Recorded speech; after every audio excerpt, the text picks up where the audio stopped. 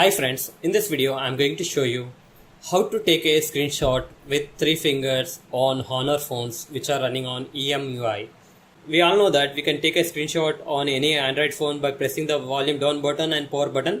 We can take a screenshot, but on your Honor phone you can take a screenshot using the 3 fingers. When you swipe on the screen from the top to bottom, it will take a screenshot. By default it is not enabled. You can see that it is not taking the screenshot.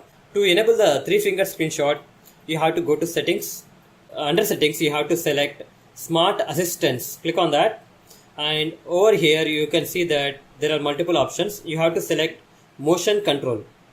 Under motion control you can see there is an option called 3 finger screenshot. It is showing how to take a screenshot.